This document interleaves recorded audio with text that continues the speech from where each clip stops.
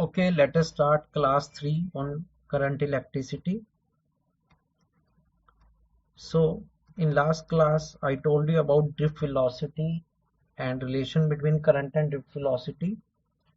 So, today I will first of all write a formula of relaxation time.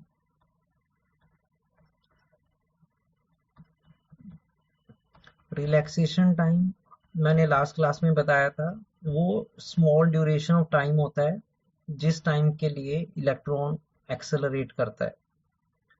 अब हम relaxation time को एक और तरीके से लिख सकते हैं। It is the mean free path travelled divided by the RMS velocity of electron, RMS velocity और ड्रिफ्ट वेलोसिटी ऑफ इलेक्ट्रॉन। ये बिल्कुल सिंपल सा फार्मूला है, कोई अलग से नहीं है, क्योंकि uniform velocity is distance travelled by time taken. ये मीन फ्री पाथ क्या होता है?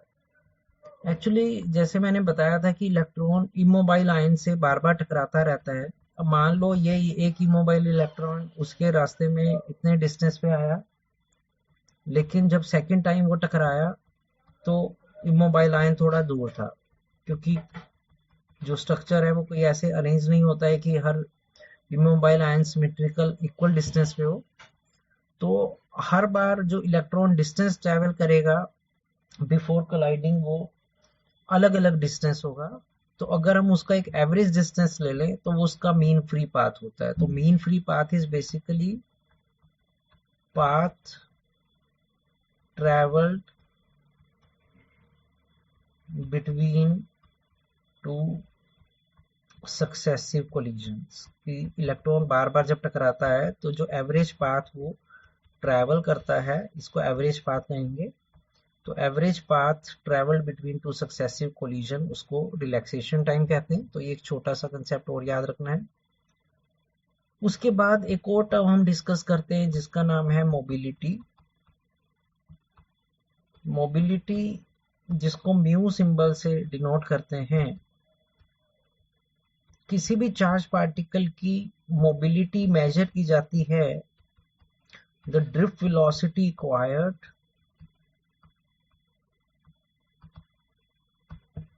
Per unit electric field applied. तो हम एक इलेक्ट्रॉन पे वो कितनी ड्रिफ्ट वेलोसिटी एक्वायर करता है पर यूनिट जो इलेक्ट्रिक फील्ड उस पे हम अप्लाई करते हैं, उसके रेशो को उसकी मोबिलिटी कहते हैं। मोबिलिटी मीन्स सिंपल लैंग्वेज में ease, ease means easily, ease word वहां से लिया गया है। Ease with which a charge particle can move forward. तो कितनी आसानी के साथ एक चार्ज पार्टिकल आगे की तरफ मूव हो सकता है जब उस पे हम कुछ भी इलेक्ट्रिक फील्ड की फोर्स लगाते हैं, तो वो उसकी मोबिलिटी मेजर करता है। तो ये मोबिलिटी ऑफ चार्ज पार्टिकल का फार्मूला आपको याद रखना है। ओके, तो ये दो छोटे छोटे फर्दर कंसेप्ट सीखने के बाद अब हम कुछ एग्जाम्पल क्वेश्चंस लेते हैं। एग्जाम्पल 3.8 कुछ क्वेश्चंस करते हैं इस नॉलेज पे बेस। जैसे एग्जाम्पल 3.8 में कह रहा है find the current flow through a copper wire of length 0.2 metre. आपके पास एक कॉपर की वायर है, जिस कॉपर की वायर की लेंथ 0.2 मीटर गिवन है and area of cross section is 1 millimetre square. तो उसका एरिया ऑफ क्रॉस सेक्शन भी दिया हुआ है 1 millimetre square. When connected to a battery of 4 volt, इसको हम एक सेल से जोड़ रहे हैं, बैटरी से या सेल से, जिसका पोटेंशियल डिफरेंस 4 वोल्ट का है। इसको ईएमएफ ऑफ सेल भी बोलते हैं, आगे जाके टर्म आएगी। और आपको इसके अलावा गिवन है mobility of electron, value given है 4.5 इंटू 10 की पावर -6। और डेंसिटी ऑफ इलेक्ट्रॉन भी दी हुई है कॉपर वायर के अंदर, कि जो इलेक्ट्रॉन्स मिलते हैं कॉपर वायर के अंदर उनकी डेंसिटी दी हुई है 8.5 इंटू 10⁻28 मीटर माइनस 3 पर मीटर क्यूब, यानी कि हर 1 मीटर क्यूब वॉल्यूम के अंदर। तो ये सब कुछ हमें गिवन है और हमें फाइंड करना है current flowing through copper wire. तो हमें आई निकालना है करंट। तो जब भी न्यूमेरिकल आता है हमें ध्यान रखना होता है कि हमें क्या वैल्यू गिवन है, क्या निकालना है, कैसे हम फाइंड करेंगे करंट। अब हमें रिलेशन पता है कि करंट किसी भी वायर के अंदर I is equal to NaEVd होता है। हमने पीछे ये रिलेशन निकाला था। स्मॉल n यहाँ पे number density of free electron है, जो कि ये गिवन है, number density of free electrons. A area of cross section वो भी गिवन है, तो मुझे उसकी भी टेंशन नहीं है। ई चार्ज ऑन इलेक्ट्रॉन एक स्टूडेंट को हमेशा लर्न रखना होता है, तो वो भी मोर और लेस हमें पता है। तो सिर्फ प्रॉब्लम आएगी ड्रिफ्ट वेलोसिटी निकालने की, कि जब करंट बनेगा तो इलेक्ट्रॉन्स किस ड्रिफ्ट वेलोसिटी से मूव कर रहे होंगे। तो अभी तो हम इस इक्वेशन को 1 कह के रख देते हैं और हम अपना ध्यान लगाते हैं कि हम ड्रिफ्ट वेलोसिटी कैसे निकाल सकते हैं, ऑफ कोर्स गिवन वैल्यू से। अब क्योंकि मोबिलिटी ऑफ इलेक्ट्रॉन की गिवन है, तो वहां से ड्रिफ्ट वेलोसिटी का उसके साथ रिलेशन है। वी आल्सो नो, अभी हमने पढ़ा है कि एक चार्ज पार्टिकल की mobility drift velocity per unit electric field applied के इक्वल होती है। अब क्योंकि हमें इलेक्ट्रिक फील्ड नहीं गिवन, लेकिन हमें यह भी पता है इलेक्ट्रिक फील्ड का लेना देना पोटेंशियल से होता है। इलेक्ट्रिक फील्ड को हम V/L लिख सकते हैं। हमने बहुत एक इंपॉर्टेंट रिलेशन लिखा था, electric field is negative of potential gradient. तो आपको याद होगा इलेक्ट्रिक चैप्टर में कि electric field is negative of potential gradient, यानी कि हम इसको V/L लिख सकते हैं। तो यहाँ से ये L ऊपर चला जाएगा, तो ये आ जाएगा VdL/V। अब यहाँ से हम ड्रिफ्ट वेलोसिटी को बाकी टर्म से अलग कर सकते हैं। तो ये मैंने ड्रिफ्ट वेलोसिटी का रिलेशन बाकी वेरिएबल के साथ निकाल दिया। अब मेरे को पता है कि यहाँ से Vd बड़े आराम से निकल जाएगा, क्योंकि म्यू मोबिलिटी ऑफ इलेक्ट्रॉन हमें गिवन है, V पोटेंशियल डिफरेंस भी गिवन है और L लेंथ भी गिवन है। तो Vd निकालने में मेरे को मुश्किल नहीं होगी। तो हम क्या करते हैं, use this value of Vd in equation 1 put कर देते हैं। तो I बराबर आ गया NaE इंटू Vd की जगह आ गया mu V by capital L। अब क्योंकि मुझे सारी वैल्यू गिवन है, तो मैं इन सारी वैल्यूज को पुट कर देता हूं। जैसे number density of electron given है 8.5 इंटू 10⁻28, तो ये स्मॉल n की जगह पे वैल्यू आ गई। एरिया ऑफ वायर गिवन है 1 मिलीमीटर स्क्वायर, तो ध्यान से हम मिलीमीटर को मीटर में बना लेंगे। तो ये हो जाएगा 1 इंटू 10⁻³ मीटर। तो इस स्टेप को ध्यान से देख लेना, 1 मिलीमीटर को मैंने मीटर से रिप्लेस कर दिया। इंटू चार्ज ऑन इलेक्ट्रॉन होता है 1.6 into 10⁻19। Mu mobility of electron given है 4.5 इंटू 10⁻6। V पोटेंशियल डिफरेंस है 4 divided by length of wire है आपकी 0.2 मीटर। तो इसमें सिर्फ कैलकुलेशन करने वाला हिस्सा रह गया। अगर हम इसको सॉल्व कर लें तो हमारा आराम से आंसर आ जाएगा। जैसे अगर मैं इसको सॉल्व कर लूं तो ये करंट आ जाएगा 1.224 एम्पियर। तो ये इसका आंसर हो जाएगा।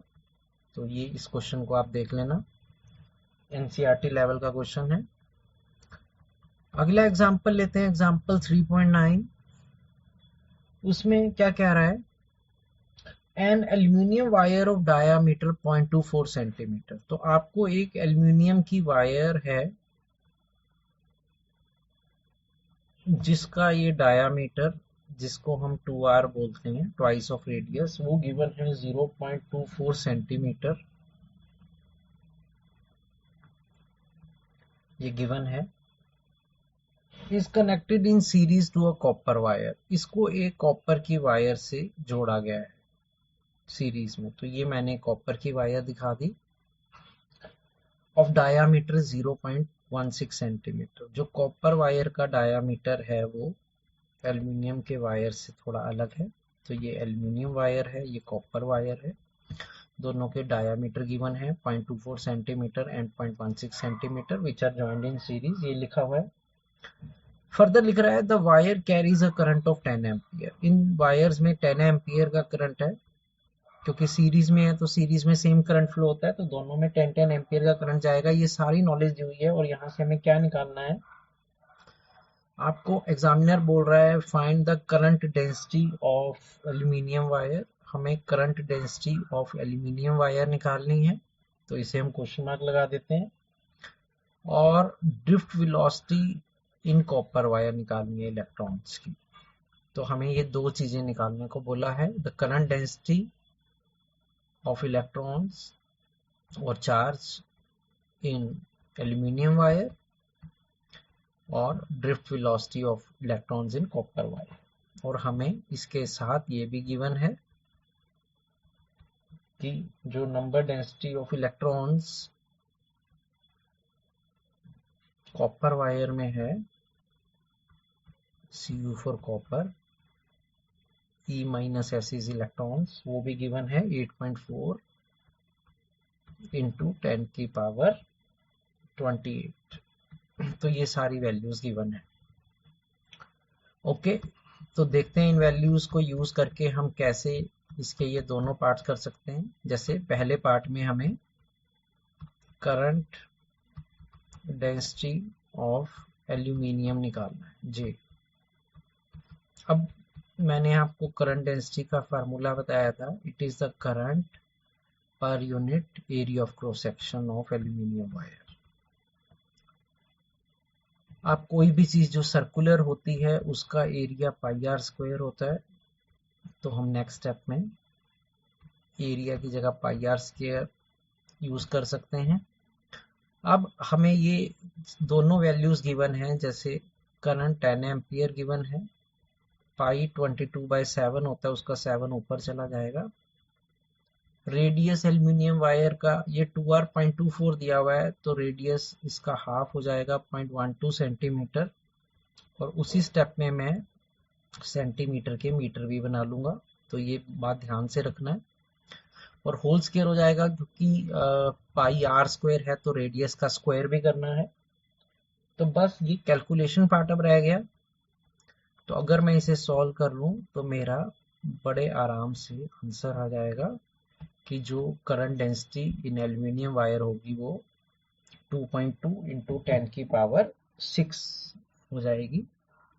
तो ये फर्स्ट पार्ट है, इसको आप देख लेना।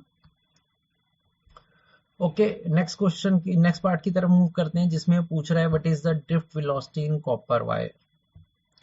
अब ड्रिफ्ट वेलोसिटी करंट से लेना देना होता है और नंबर डेंसिटी से लेना देना होता है। तो हम करंट का फार्मूला याद करेंगे कि किसी भी वायर में जो करंट होता है वो I is equal to NEVT होता है। अब हमें क्योंकि ड्रिफ्ट वेलोसिटी निकालना है, तो हम ड्रिफ्ट वेलोसिटी को अलग कर लेंगे बाकी वेरिएबल से। तो क्रॉस मल्टीप्लाई करके हम VD को लिख सकते हैं I/NEA। और एरिया, आपको पता है एरिया डायरेक्टली नहीं गिवन, लेकिन एरिया का लेना देना रेडियस से है, तो पाई आर स्क्वायर हो जाएगा एरिया की जगह। तो ये कॉपर वायर की सारी वैल्यूज हो गई। अब क्योंकि मेरे को नजर आ रहा है कि मेरे को ये सारी वैल्यूज गिवन है, तो मेरे को अगेन वैल्यू पुट करके बस सॉल्व करना है। तो एक बार फिर हम वैल्यू पुट कर देते हैं। करंट दिया हुआ है 10 ampere, small an number density of copper electrons की दी हुई थी 8.4 इंटू 10 की power 28। E charge on electron 1.6 into 10 की पावर -19। पाई 22/7, उसका 7 ऊपर चला जाएगा। और रेडियस गिवन है हमें 0.16 सेंटीमीटर डायामीटर है, तो रेडियस हाफ हो जाएगा 0.08 सेंटीमीटर। तो हम 0.08 सेंटीमीटर के मीटर बना लेंगे और उसका होल स्क्वायर कर देंगे क्योंकि r स्क्वायर है। Rest is the calculation part. तो अगर हम इसको सॉल्व कर लें तो ये हमारे सेकंड पार्ट का आंसर आ जाएगा कि इसके ड्रिफ्ट वेलोसिटी कितनी होगी 3.7 इंटू 10 की पावर -4 मीटर पर सेकेंड। इस क्वेश्चन को भी आप अच्छे से देख लेना। आप चाहें तो वीडियो को पॉज करके भी देख सकते हैं या दोबारा भी देख सकते हैं। जिन स्टूडेंट को पहली बारी में अगर वो न्यूमेरिकल नहीं समझ में आया या कैसे हमने सेंटीमीटर के मीटर बनाया वो सब देख लेना स्टेप। ओके, तो हम एक और एग्जांपल लेते हैं इस कंसेप्ट को और क्लियर करने के लिए जो अभी तक हमने जो थ्योरी पार्ट पढ़ा है। तो एग्जांपल 3.10 मैं पढ़ रहा हूँ, उसकी स्टेटमेंट पढ़कर हम देखते हैं हमें क्या गिवन है और क्या फाइंड करना है। तो इस क्वेश्चन में क्या रहा है, what is the drift velocity of electrons in a silver wire. तो अब हमारे पास एक सिल्वर की वायर है, तो ये हम थोड़ा पिक्चर बनाकर क्वेश्चन को समझते हैं। तो ये एक सिल्वर की वायर है, सिल्वर जिसका सिंबल Ag होता है। तो एक सिल्वर की वायर है जिसकी लेंथ हमें गिवन है 2 मीटर और उसका एरिया ऑफ क्रॉस सेक्शन भी गिवन है कि इसका एरिया ऑफ क्रॉस सेक्शन हमारे पास है 6.14 इंटू 10 की power -6 metre square and carrying a current of 5 ampere, और उसमें 5 एम्पियर का करंट फ्लो कर रहा है। तो अभी तक ये तीन वैल्यूज गिवन है। फर्दर लिख रहा है हमें गिवन है atomic weight of silver,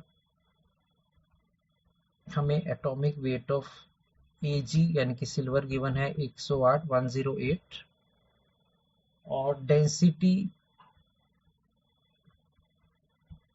of silver भी गिवन है कि सिल्वर मटेरियल की डेंसिटी कितनी होती है 7.5 इंटू 10 की पावर 3 kg पर मीटर क्यूब, ये भी गिवन है। और हमें एवोगैड्रोस नंबर की वैल्यू दी हुई है, वैसे ये वैल्यूज याद भी होती है स्टूडेंट्स को। तो एवोगैड्रोस नंबर लेटर से उसे हम n के फुट में a से रिप्रेजेंट कर दें, तो वो गिवन है 6.02 इंटू 10 की पावर 23। तो हमें ये तीन वैल्यूज गिवन है और हमें क्या फाइंड करना है, the drift velocity of electrons. तो अगेन हमें दिमाग लगाना पड़ेगा कि इन गिवन वैल्यूज से हम कैसे ड्रिफ्ट वेलोसिटी को निकाल सकते हैं। अब क्योंकि करंट गिवन है, area of cross section given है, ई भी पता होता है, तो ये तो बात श्योर है कि ये इस फार्मूले से आंसर आएगा। We know I is equal to NeAVD कि करंट NeAVD के इक्वल होता है। अब क्योंकि मुझे ड्रिफ्ट वेलोसिटी निकालना है तो मैं ड्रिफ्ट वेलोसिटी को बाकी वेरिएबल से अलग कर लेता हूँ पहले। तो हम ड्रिफ्ट वेलोसिटी को लिख सकते हैं I/NE। अब हम देखते हैं कि इस रिलेशन में हमें राइट साइड में I पता है, A भी पता है, E भी पता है, मतलब तीन वैल्यूज पता है I, E एंड A। तो हम लेकिन हमें स्मॉल n नहीं पता, जिसे कहते हैं number density of free electrons. Number density of free electrons. तो हमें सबसे पहले हमें यहाँ पे अपना दिमाग लगाना पड़ेगा कि हम number density of free electrons कैसे निकाल सकते हैं। तो इसलिए अभी से मैंने इक्वेशन 1 कह के रख दिया है और अब हम सोचते हैं कि हम number density of free electrons कैसे निकाल सकते हैं। अब उसके लिए जो वैल्यूज गिवन है तो हमें उसके लिए कंसेप्ट यूज करना पड़ेगा। जैसे पहले हम मास ऑफ सिल्वर वायर निकाल देते हैं कि ये जो सिल्वर वायर है इसका मास कितना होगा, मास है। अब किसी भी वायर का जो मास होता है वो वॉल्यूम इनटू डेंसिटी होता है, और वॉल्यूम आगे area of cross section into length होता है, तो AL रो। तो हम यहाँ से मास निकाल सकते हैं क्योंकि हमें AL रो तीनों गिवन है।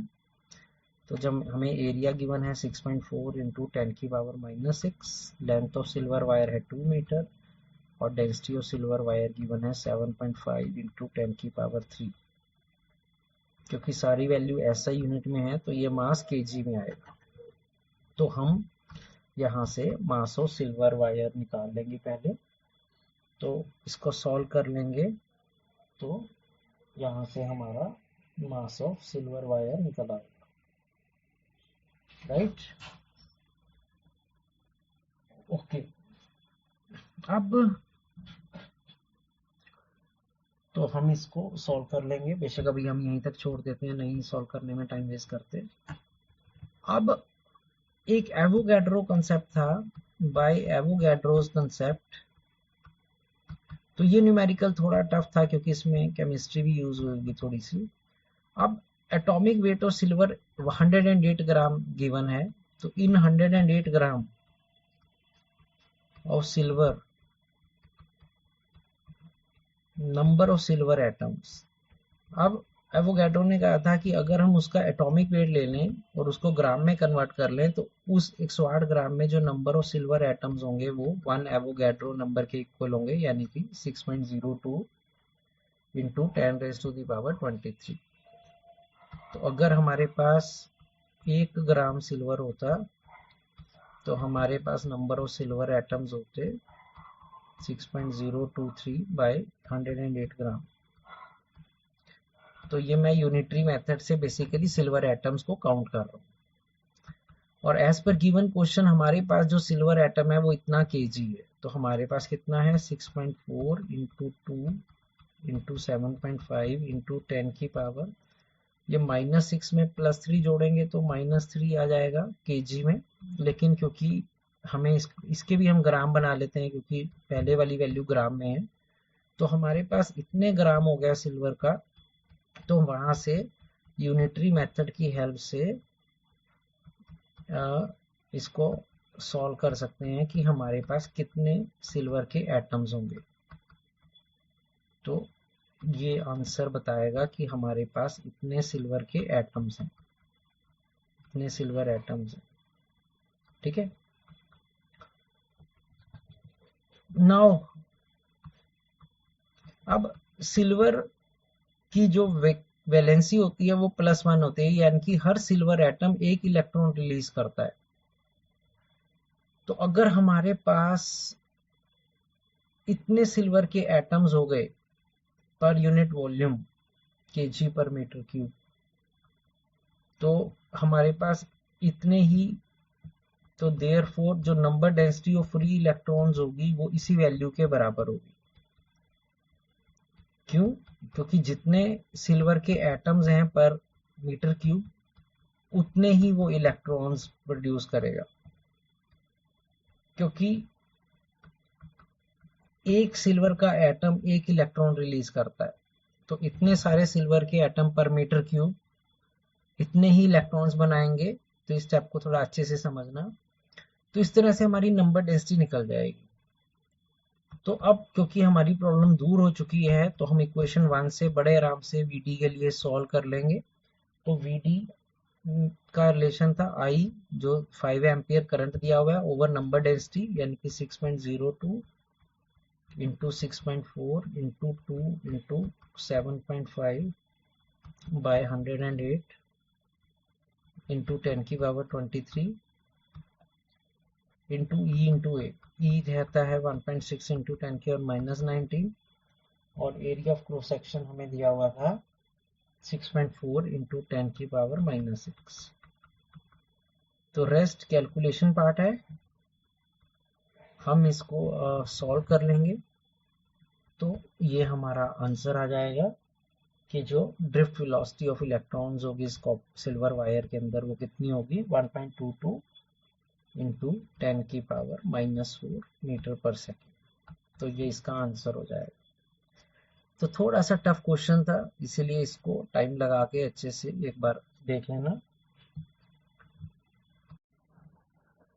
So that's it for this video.